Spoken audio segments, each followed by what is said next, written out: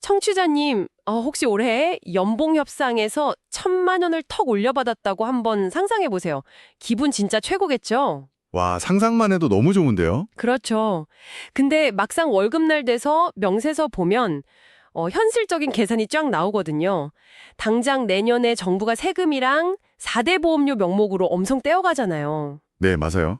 실수령액 따져보면 체감되는 건 확 줄어들죠. 그니까요. 근데 만약에 여러분이 지금 매달 내고 있는 주택담보대출 이자를 1%딱 줄인다면 어떨까요? 여기에 뭐 세금도 안 붙고 수수료도 없거든요. 아, 100% 순수하게 내 주머니에 들어오는 무위험 확정 수익이 되는 거네요. 바로 그겁니다. 오늘 우리가 살펴볼 자료가 딱 이 매력적인 지점에서 출발해요. 이번 심층 탐구 준비되셨나요? 네, 아주 흥미로운 오프닝이네요. 사실 사람들이 막 소등 들리는 데만 엄청난 에너지를 쏟잖아요. 근데 지출 구조, 특히 이런 금융 비용을 통제하는 게 얼마나 파괴력이 있는지 자주 놓치거든요. 맞아요. 저도 솔직히 대출이자는 그냥 숨만 쉬어도 나가는 돈이라고 생각했거든요. 그렇죠. 근데 오늘 우리가 집중적으로 분석할 그 자료, 12장의 슬라이드로 보는 대환대출 알고리즘. 이거는 단순히 이자 몇 푼 아끼자 뭐 이런 짠테크 가이드가 절대 아닙니다. 네, 이번 심층 탐구의 미션이 진짜 명확하더라고요. 우리를 짓누르는 이 부채라는 짐을 기업 대차대조표에 있는 수익형 자산, 그러니까 레버리지 자본으로 완전히 재정의하는 거잖아요. 맞습니다. 오늘 이 분사 끝까지 들으시면 청취자님은 더 이상 은행 처분만 기다리는 수동적인 고객이 아닐 겁니다. 스스로의 금융 CFO, 그러니까 최고 재무 책임자가 되시는 거죠. 좋아요. 하나씩 짚어보죠. 자료의 첫 번째 섹션부터 그 철학이 막 엄청 뿜어져 나오더라고요. 특히 2026년이라는 지금 이 시점을 콕 집었잖아요. 네, 거시경제적 타이밍을 아주 정확히 짚은 거죠. 그 금리나 변곡점 슬라이드 말이죠. 여기서 고정금리에서 변동금리로 전략적으로 스위칭을 하라고 엄청 강조하더라고요. 맞아요. 자료의 2번, 3번 슬라이드 내용인데 이게 왜 중요하냐면 금리 인하 사이클이 시작되는 초입이기 때문이에요. 근데 여기서 약간 헷갈리는 게 있어요. 보통 뉴스에서 한국은행이 기준금리 내렸다고 엄청 떠들잖아요. 그럼 상식적으로 내 대출이자도 알아서 쫙 내려가야 하는 거 아닌가요? 아, 그렇게 기대하기 진짜 쉽죠. 근데 현실의 금리 구조는 생각보다 되게 복잡하게 얽혀 있어요. 아, 우리가 내는 금리가 기준금리랑 똑같은 게 아니군요. 전혀 다릅니다. 우리가 은행에 매달 내는 최종 금리는 한국은행 기준금리가 아니에요. 은행들이 돈을 구해오는 도매가, 그러니까 코픽스나 금융채 금리에 연동되거든요. 아하, 도매 원가가 따로 있구나. 네, 그리고 거기에 은행 자체 마진인 가산금리를 더하고 고객별 우대금리를 뺀 게 최종금리가 되는 거예요. 와, 그니까 은행 도매 원가에 자기들 마진 얹고 할인 약간 빼주는 식이라는 거네요? 정확합니다. 근데 여기서 문제가 발생해요. 시장의 시차, 그리고 은행의 셈법이죠. 한국은행이 금리를 내린다고 해서 은행의 도매가인 시장금리가 즉각적으로 막 똑같이 떨어지진 않거든요. 시차가 있군요. 네, 게다가 더 중요한 건 금리가 내리기 시작하면 사람들이 대출 받으려고 막 몰리잖아요. 그렇죠. 이자 싸졌겠지 하고 막 달려가겠죠? 그때 은행들은 자기들 수익 방어하려고 이 가산금리를 슬그머니 올려버립니다. 와, 진짜요? 기준금리 내려갔다고 좋아할 게 아니네요. 은행이 뒤에서 자기들 몫인 가산금리를 높여버린다니 완전 꼼수잖아요. 맞아요. 결국 거시경제 호재를 고객이 온전히 누리지 못하게 중간에서 가로채는 셈이죠. 이게 바로 금융시장에 존재하는 뼈아픈 정보의 비대칭성입니다. 그니까 제가 만약 헬스장이나 스트리밍 구독 취소 안 하고 가만히 있으면 걔네가 몰래 요금 올리면서 계속 제 돈 빼가는 거랑 똑같은 거네요. 아주 찰떡 같은 비유네요. 가만히 숨만 쉬고 있으면 은행이 먼저 와서 고객님 시장금리 내렸으니까 최저금리로 맞춰드릴게요. 절대 이러지 않습니다. 절대 안 그러죠. 그래서 자료에 나오는 그 올빼미 캐릭터가 부채 경영이 곧 자산관리다라고 단언하는 거예요. 금리 내려가는 초입에 적극적으로 움직여서 내 가산금리랑 우대금리를 뜯어고쳐야 실질적인 가처분 소득을 극대화할 수 있다는 맥락이죠. 결국 가만히 당하고만 있으면 안 된다는 거네요. 은행의 평가 모델을 우리한테 유리하게 강제로 세팅해야 한다는 건데 여기서부터 진짜 흥미로워지는데요? 네, 자료 4번 슬라이드부터 본격적인 하우투가 나오죠. 네, 근데 거기에 데이터 세탁이라는 되게 자극적인 단어가 나오더라고요. 대환대출 준비하려고 내 신용점수 10점을 강제로 높여야 하는데 이거 약간 불법적인 조작 같은 뉘앙스 아닌가요? 단어가 좀 세긴 하죠. 근데 불법 조작이 전혀 아니고요. 본질은 신용평가사 알고리즘을 완벽하게 파악해서 역이용하는 신용점수 리버스 엔지니어링입니다. 리버스 엔지니어링? 그러니까 합법적으로 튜닝을 한다는 거군요. 네, 대출 신청 한 2주 전부터 내 재무지표를 그 평가 모델 입맛에 딱 맞게 세팅하는 거예요. 뭐 카드 한도 대비 사용률을 30% 이하로 낮추고 카드론 같은 독성 부채 없애는 건 많이들 아시잖아요. 네, 그건 기본 상식이죠. 근데 진짜 핵심 비기는 따로 있어요. 바로 비금융 데이터의 강제 주입입니다. 비금융 데이터요? 그거 뭐 건강보험료나 통신비 낸 거 그런 거 말하는 건가요? 정확합니다. 보통 KCB나 나이스 같은 신용평가사 모델이 과거의 연체 기록, 그러니까 부정적인 것만 본다고 생각하기 쉬운데요. 보통 그렇죠. 돈 안 갚이면 점수 깎이는 거. 근데 최근에 현금 흐름이나 상환 성실성을 실시간으로 가점화하는 로직도 다대장되어 있어요. 특히 이 알고리즘은 최신 데이터를 엄청 높게 쳐주는 최신성 편향이 있거든요. 최신 데이터에 가산점을 준다? 네. 그래서 정부 마이데이터 API를 통해서 내가 매달 성실하게 낸 건강보험, 국민연금, 통신비 내역을 강제로 확 쏴주는 겁니다. 그럼 알고리즘이 즉각적으로 내 상환 능력을 재평가해서 점수를 팍 올려주죠. 와, 이거 진짜 재밌네요. 그러니까 내가 빚 잘값도 있다고 은행이 알아서 평가해 주길 기다리는 게 아니라 나 매달 공과금 한 번 안 밀리는 성실한 사람이다. 이걸 평가 모델 입에 강제로 막 떠먹여 주는 거네요. 맞아요. 면접관 멱살 잡고 내 완벽한 이력서 보라고 들이미는 거랑 똑같아요. 완벽한 면접 준비네요, 진짜. 이렇게 데이터 세탁으로 단 10점만 올려도요. 은행 내부 심사에서는 등급 구간 자체가 달라져 버립니다. 금리가 0.5%에서 1%까지 훅 차이가 나요. 그 10점이 진짜 어마어마한 나비 효과를 가져오네요. 그렇게 신용을 펌핑한 다음에는 어떻게 해야 하나요? 7번 슬라이드에 보니까 갈아타기 3단계 스나이핑 전략이 나오던데. 네, 속도전이 핵심입니다. 1단계로 방금 말한 신용 펌핑을 하고요. 2단계로 AI 에이전트를 써서 급여이체나 자동이체 같은 부수거래 조건을 싹 세팅해서 우대금리를 영끌하는 겁니다. 영끌 우대금리 확보. 그리고 대망의 3단계가 네, 타이밍 스위칭이죠. 금리 인하 발표 딱 뜨자마자 대형은행들 저금리 대출 한도가 털리기 전에 가장 먼저 달려가서 갈아타는 겁니다. 은행 특판 한도 소진되기 전에 스나이퍼처럼 탁 쏘고 빠지는 거군요. 근데 이렇게 마음이 급해지면 막 대출 비교 앱 켜놓고 내 조건 어디가 제일 싼가 막 무작정 조회 버튼 누르잖아요. 그거 진짜 조심하셔야 합니다. 네, 8번 슬라이드 너구리의 보안 파트에 그 경고가 있더라고요. 조회 한 번 한다고 점수가 깎인다던데 왜 그런 건가요? 제일 싼 거 찾는 건 똑똑한 소비 아닌가요? 우리 생각엔 똑똑한 소비지만 알고리즘 생각은 다릅니다. 짧은 시간에 여러 금융사에 막 조회가 들어가면 시스템이 이 사람을 0.1%라도 싼 데 찾는 스마트 컨슈머로 안 봐요. 그러면 당장 매일 막을 돈이 급해서 여기저기 구걸하고 다니는 다중채무 위험군으로 오인해버립니다. 완전 억울한데요. 그렇죠. 알고리즘의 의도를 모르니까 일단 방어 기제로 신용 점수를 깎아버리는 거예요. 그래서 무분별한 조회를 막는 보안 프로토콜이 필수입니다. 보안 프로토콜이라면 구체적으로 어떻게 방어를 쳐야 하는 거죠? 웹브라우저 켤 때 시크릿 모드나 프라이빗 브라우징 써서 쿠키 추적 막고요. 대출 조회용 일회용 가상번호를 파서 쓰는 겁니다. 내 진짜 번호를 주면 안 되는구나. 네, 이렇게 방어벽을 딱 치면 조회 과부하로 인한 신용 하락도 막고 조회 끝나고 쏟아지는 그 무시무시한 대출 마케팅 전화도 원천 차단할 수 있죠. 와, 정보가 새는 걸 아예 끊어버리네요. 자, 여기서 잠깐 제가 현실적인 태클을 좀 걸어볼게요.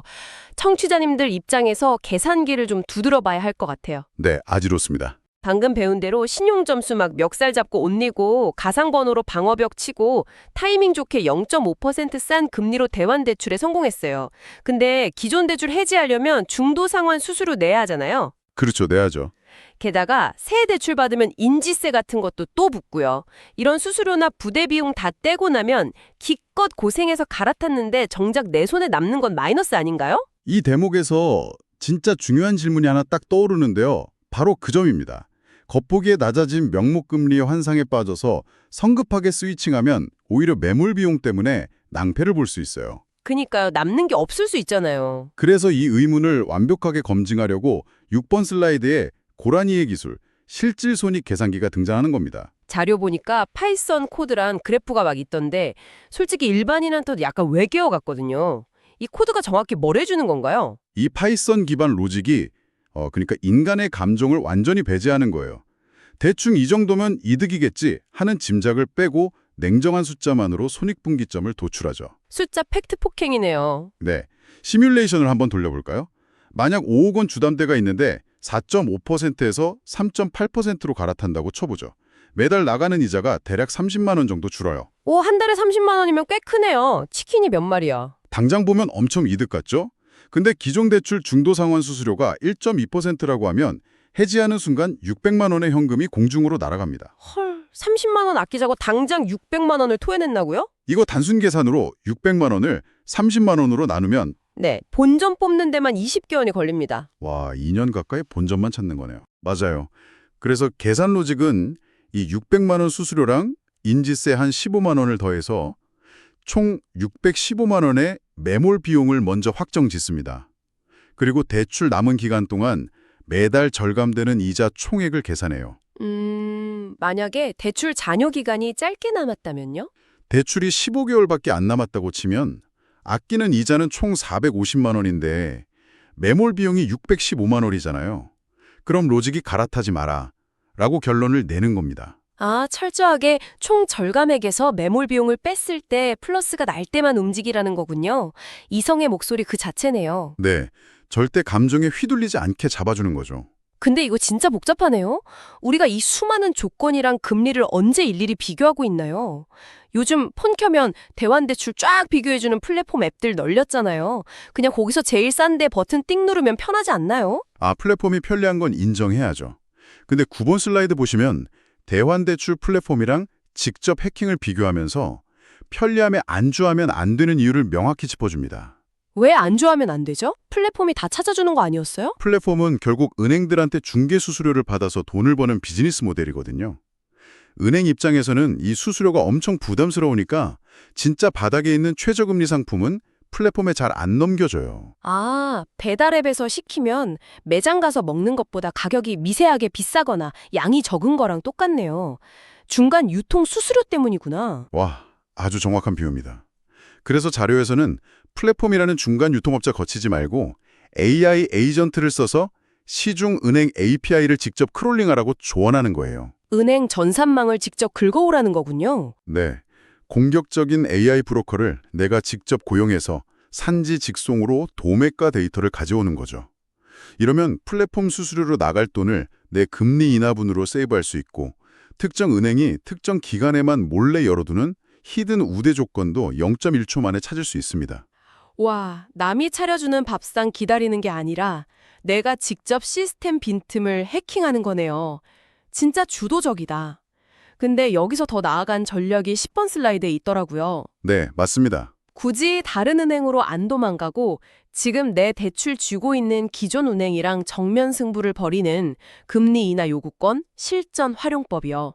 저 솔직히 예전에 은행 앱에서 이거 버튼 한번 눌러봤거든요. 어떠셨어요? 한 1초 만에 고객님은 조건에 부합하지 않습니다 하고 기계적으로 칼거절당했어요. 하하, 호스트님뿐만 아니라 대다수 고객들이 그런 기계적인 거절을 당하고 포기해버려요. 기분 확 상하더라고요. 은행 심사 알고리즘이 요구하는 기준값이 있는데 단순히 앱에서 버튼 하나 누른다고 그게 충족될 리가 없죠. 자료에서는 이게 법적으로 보장된 권리라는 걸 짚으면서 은행이 절대 거절 못하는 소득 및 자산 증빙 패키지를 AI로 만들어서 던지라고 말합니다. 절대 거절 못하는 패키지요?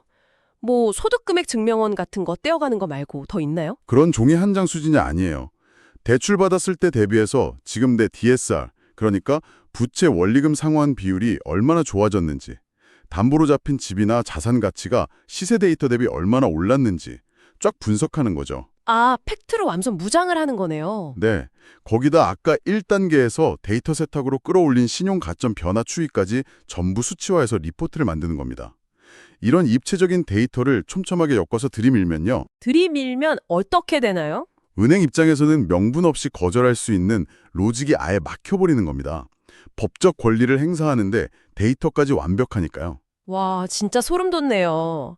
지금까지 논리 쭉 따라와 보니까 이 대출이라는 게 그냥 통장에서 자동이체로 이자 빠져나가는 거 쳐다만 보는 게 절대 아니었어요. 전혀 아니죠. 거시적인 금리 시차 읽어내고 내 데이터 세탁해서 주입하고 파이썬으로 매몰 비용 계산해서 손익 따지고 API 직접 긁어오거나 증빙 패키지로 은행 압박하고 이거 완전 기업들이 사활 걸고 하는 자본 최적화 그 자체네요. 정확합니다.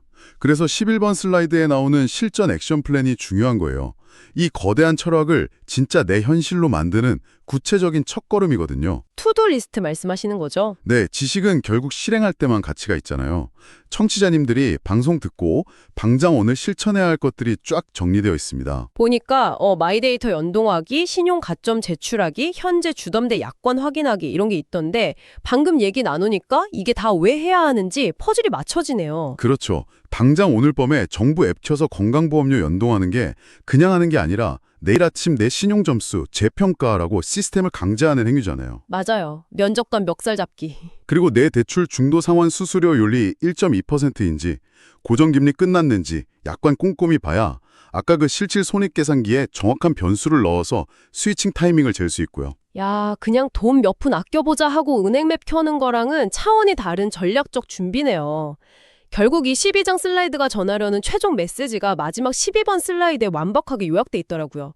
저렴한 자본으로 구축하는 1인 제국. 네, 바로 그겁니다. 이자 조금 아껴서 주말에 삼겹살 한 번 더 사 먹자는 게 아니잖아요, 이게. 네, 부채 최적화라는 건 훌륭한 기업이 싼 이자로 자본 조달해서 성장 동력 만드는 거랑 완전히 똑같아요. 우리가 알고리즘 해킹해서 아낀 이자 비용은 세금 한 푼 안 떼이고 매달 통장에 꽂히는 순수한 잉여 현금 흐름이 되거든요. 세금 없는 무위험 확정 수익. 맞습니다. 이 자료랑 스마트 인사이트 랩의 진짜 목표는 청취자님이 스스로 이 현금 흐름을 완벽하게 통제하는 금융 CFO가 되어서 본인만의 1인 제국 영토를 끝없이 확장하게 돕는 겁니다. 오늘 진짜 밀도 높은 지식들 제대로 팠습니다. 은행 가상금리 꼼수 피하는 타이밍, 데이터 세탁 기술, 매몰 비용 걸러내는 냉정한 파이썬 계산기, 그리고 플랫폼 수수료 피하는 직접 해킹까지. 정말 많은 걸 다뤘네요. 네, 이제 청취자님은 은행이 짜놓은 판에서 수동적으로 이자 바치는 약자가 아닙니다. 금융 시스템 규칙을 꿰뚫고 내 이익으로 치환해내는 주도적인 부채 경영자로 거듭나신 거죠. 근데 아는 거랑 실행하는 건 진짜 다른 차원이거든요. 하지만 오늘 끝까지 함께 하신 분들이라면 알고리즘과 데이터가 어떻게 돌아가는지 완벽히 이해하셨을 거라 믿습니다. 자, 그럼 이쯤에서 청취자님께 도발적인 상상력을 자극하는 질문을 하나 딱 던지면서 오늘 심층 탐구 마무리할까 하는데요. 청취자님, 방금 배운 이 대환대출 알고리즘 당장 오늘 밤에 세팅해서 당장 다음 달부터 매달 50만 원이라는 새로운 현금 흐름을 확보했다고 한번 상상해 보세요. 와, 세금 안 떼이는 온전한 50만 원의 잉여 자본. 진짜 짜릿한 상상인데요. 그러니까요. 자, 청취자님, 새롭게 해방된 이 귀중한 자본으로 여러분의 1인 제국에서 이제 무엇을 하시겠습니까? 이 돈을 종잣돈으로 매달 배당 주는 수익형 자산 사서 영토를 넓히시겠어요? 아니면 이 안정적인 현금 바탕으로 다른 누군가한테 자본을 빌려주는 강력한 투자자 위치로 올라서실 수도 있겠죠. 야, 어느 쪽이든 가슴 뛰네요. 다음 행동을 선택하는 건 이제 온전히 청취자님의 몫입니다.